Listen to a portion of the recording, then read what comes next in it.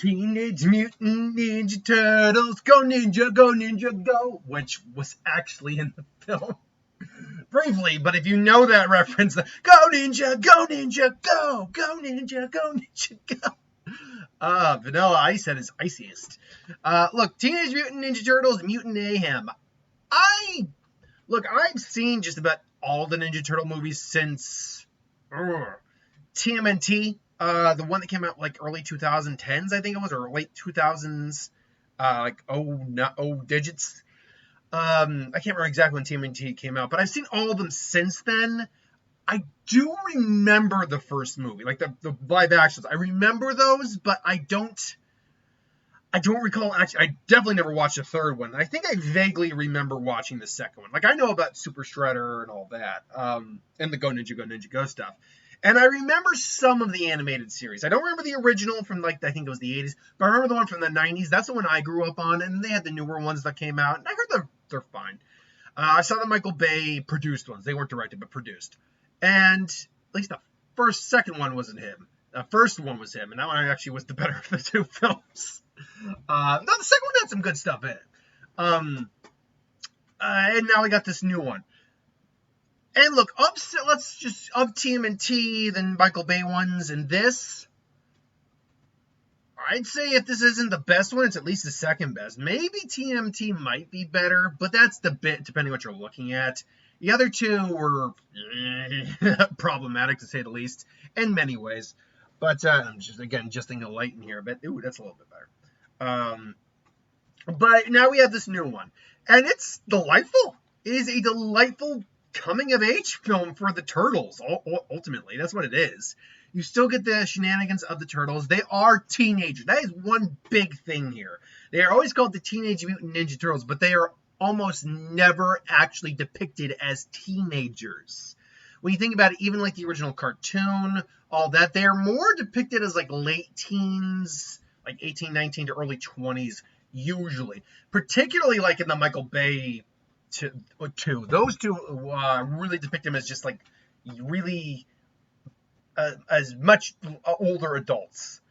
Not like 30s or anything, but like 20s. Easy. They feel like that. And it's because they're just huge, is the thing. The Turtles were never that much bigger than ordinary people. They were like, if you were to compare them to a normal person, they'd be about the same size as a normal person, 6 foot tall. But these guys are like high 6, low 7 foot tall, the Michael Bay one. Here, they are teenagers, and they act like teenagers. They rebel against dad. They goof off. They get into trouble, which causes more trouble. They have the Disney princess yearning syndrome, where they want to be where the people are.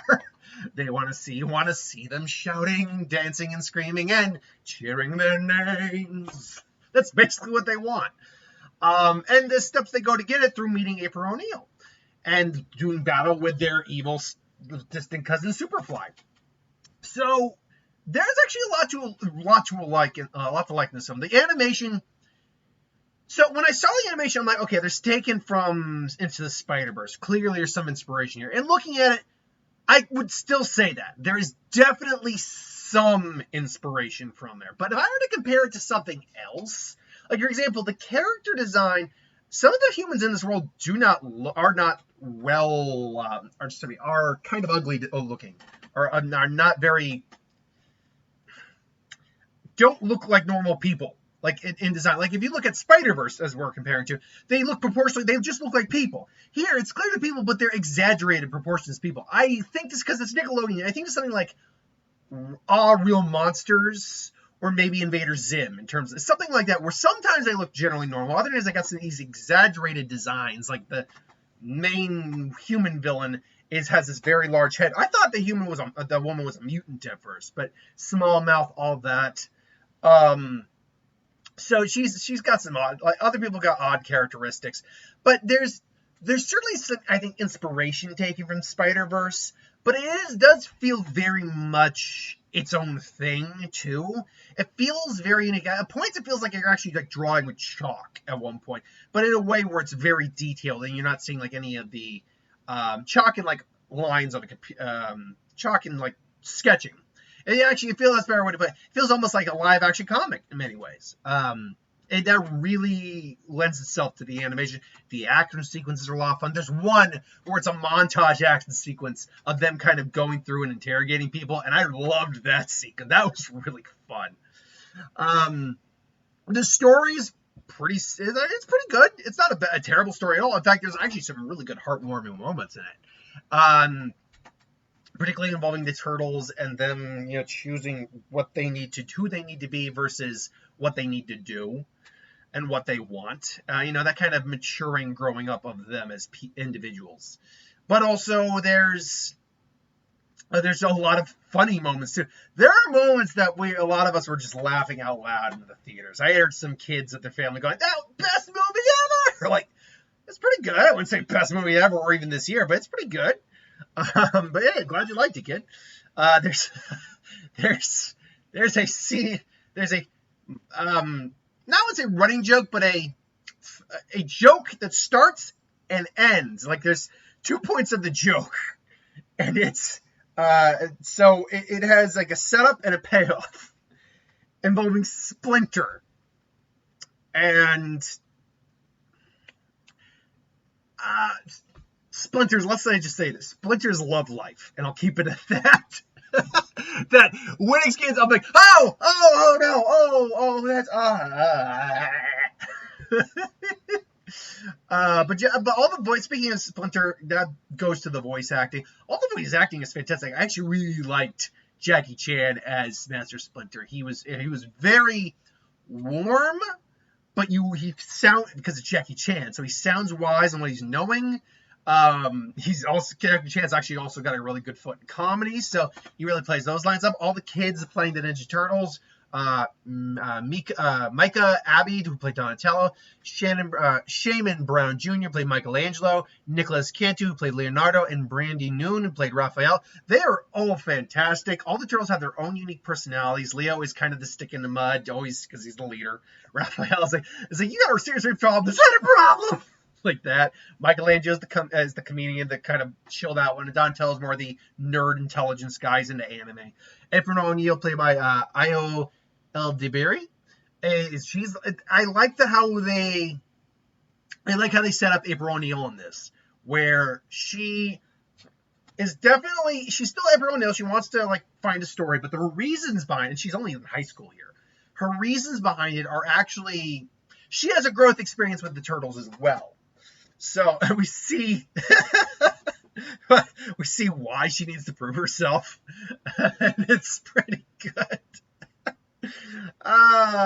Usually something like that is a cheap joke, but damn it if it didn't work. And you know what? I dug all the mutants. I dug all their designs. I dug the voices of the actors playing them. We had Leatherhead, played by Rose Byrne. We had Wingnut, who was the Bat, played by Natasha Demetrio. We had Seth Rogen, played Bebop. John Cena played Rocksteady. Giancarlo Esposito played Baxter Stockman when we first saw him. By the way, that's the opening scene, more or less. Baxter Stockman and Superfly, because he's the one who creates Superfly. I was wondering if Superfly was going to be Baxter Stockman. The little we have there, just to reveal that, is no, he's not. But man, you actually feel really bad for the guy in this version from what you find out of why he's making all these guys. You feel legitimately bad. It sucks. So yeah, obviously Ice Cube is Superfly. He's awesome. He's pretty fun. Because Ice Cube's one of those guys who also can do comedy aces, but when he wants to be intimidating, especially when you're putting him on an animated giant Superfly body, and he kills people, he can actually be really intimidating. And then Paul Rudd is Mondo Gecko. Post Malone is Ray Follett, who's a manta ray, likes to sing. Cannibal Bears is Genghis Frog. Man. There's more too, but that's the main cast, more or less. All the voice work's fantastic. You buy into what the turtles just want. They want to be part of the living world, and you understand why Splinter doesn't want them to be a part of it. You see why, and you understand why. But that leads into a great story arc.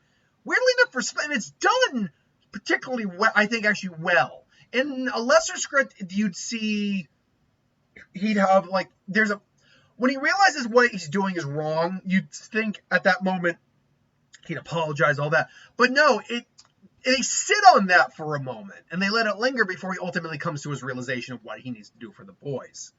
So that I really liked. The action, like I said, is also very fun, very vibrant, very kinetic, very alive. It is a lot of fun. This might be a fun movie to see in 3D, honestly. It looks good. The colors would pop, I think. The one maybe, I'll call it a criticism. While I overall like the ending, I feel like they wrapped it up a little too quickly without any explanation of kind of what happens to the villain at the end. There's really not, like, we're left to assume something, but that might not be it. Like, I mean, they did say people die in this film, so maybe he's dead, but we don't know for certain. Like, they never actually say how that's ultimately resolved. And then it just kind of really quickly wraps up, like in the last, like once the villain's defeated, it like says, they're like, okay, we only got 5 minutes, wrap it up. And there you go. So if I had a complaint, it would be that. It wraps up a little too quickly. Like another 5 minutes or so, I think would have worked just for that. But that's just my opinion. Overall, though, I very much like this film. Of the animated films that have come out this year, that's a good question. The animated films that came out this year, because I've actually not seen quite a few. And when Ruby Gillman comes up, I think on Peacock, I will try to my best to remember to watch it. Would this be the best one? Because I got, no, what am I talking about? Spider-Verse is the best one. Spider-Verse long, this is a good film. This is not Spider-Verse good. So far, no animated film this year is Spider-Verse good. I'd be hard-pressed to say whether or not any film I've seen yet this year. I haven't seen Oppenheimer yet, but any film this year is still Spider-Verse good. But for everything I've heard, that might be my next top film of the year, because Oppenheimer has nothing but fantastic. And both it and Barbie are still tearing the box office up. I honestly forgot, I'm going to do my Meg Trench review after this. I honestly forgot the Meg was coming out, otherwise I would have included it in my predictions. But the problem is, Box Office Mojo reads why releases is limited sometimes. I don't know why it does that. I don't know. Anyway, but yeah, neither Ninja Turtles nor the Meg are gonna topple either of those this week, I think. But we'll find out. I mean, it's already made like $15 million, and this is now the main week. Friday, Saturday, and Sunday are now the main days of the weekend. So we'll see what happens there. But overall, I very much recommend this. Go out, see it, support it, have fun. You got kids, they'll like this. So ultimately, yeah, that's my thoughts on Ninja Turtles. Thanks for watching. Hope you enjoyed, and I'll see you folks later. I got 3 more videos to do. I'm not going to even pre-record my what if for tomorrow. I'm just going to do it tomorrow. Anyway, thanks for watching. I'll see you later.